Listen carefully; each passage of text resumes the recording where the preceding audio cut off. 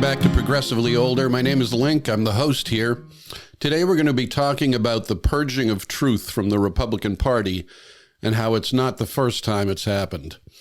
Before we do, if you haven't subscribed, please do so now. If you like the video, like it, share it with friends, let somebody know about it. Try to help me grow the channel here. Need your help to do it. Leave a comment down below. That helps too. The algorithm takes note. Lindsey Graham has spoken the truth, though I'm quite sure he isn't aware of how much truth he has told. In an interview with Sean Hannity on Fox News this past Thursday night, Senator Graham made it clear that without Donald Trump, the Republican Party is literally nothing. Just say to my Republican colleagues, can we move forward without President Trump? The answer is no. I've always liked Liz Cheney, but she's made a determination that the Republican Party can't grow with President Trump. I've determined we can't grow without him. Let me say categorically that I agree with Lady Lindsey. What he doesn't understand is that Liz Cheney understands this too. Senator Cheney has made a bigger decision. She understands that it is America itself that can't grow with Donald Trump as a serious part of the conversation.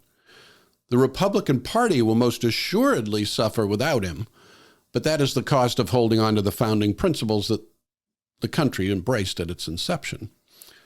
Lindsey thinks Cheney believes she is trying to build the party. She isn't. She's trying to save the country.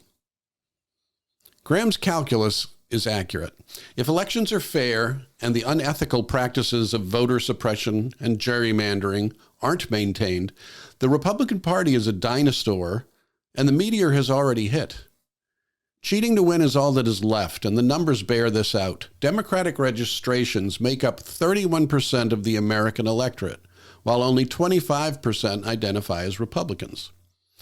When independents are included in the question of how the electorate leans, 50% of the total electorate either identify or lean Democratic, and only 39% identify or lean Republican. It is a large and decisive advantage for the blue team that has been undermined by dirty election tactics. The Republican side is fully aware of this reality, and the fact is Graham was speaking to this truth directly with his utter fealty to Donald J. Trump. The 45th president has no identifiable ethical center, no moral compass of any kind. It turns out that Coach Lombardi was wrong. Winning isn't the only thing. Winning without a core morality is simply corruption. But Trump has mastered the pursuit of winning without rules, without consequence. It has worked for him for a lifetime, and it allowed him to overwhelm the Republican Party.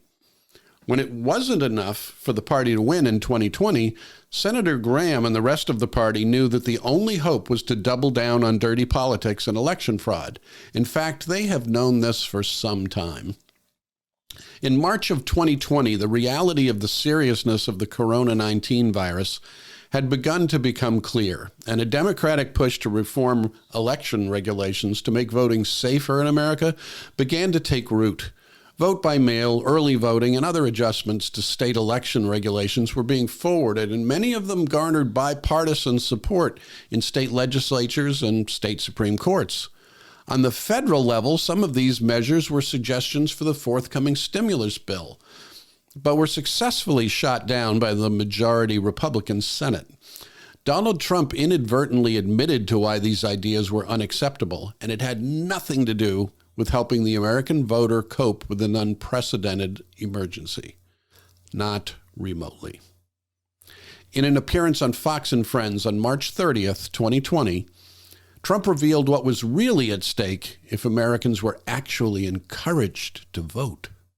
I will tell you this, if you look at before and after, the things they had in there were crazy. They had things, levels of voting that if you ever agreed to it, you'd never have a Republican elected in this country again. That was what was really at stake. It wasn't the sacredness of each citizen's vote. It was the possibility that voters wouldn't vote Republican. And no matter what it took, no matter what ethical lines might have to be crossed, that was not acceptable. As far back as 1980, Paul Weyrich, a very consequential conservative activist, knew exactly what was at stake. I don't want everybody to vote, he famously said. As a matter of fact, our leverage in the elections quite candidly goes up as the voting populace goes down. 1 year after Trump's disgusting admission on Fox, Arizona found itself defending its voter restrictions in a pair of consolidated cases challenging a state law prohibiting ballot collection and a policy of tossing ballots cast in the wrong district. Newly seated Supreme Court Justice Amy Coney Barrett asked the attorney defending the Arizona restrictions, Michael Carvin, what interest the Arizona Republican National Committee had in keeping them in force. His answer was curiously straightforward and deeply disturbing.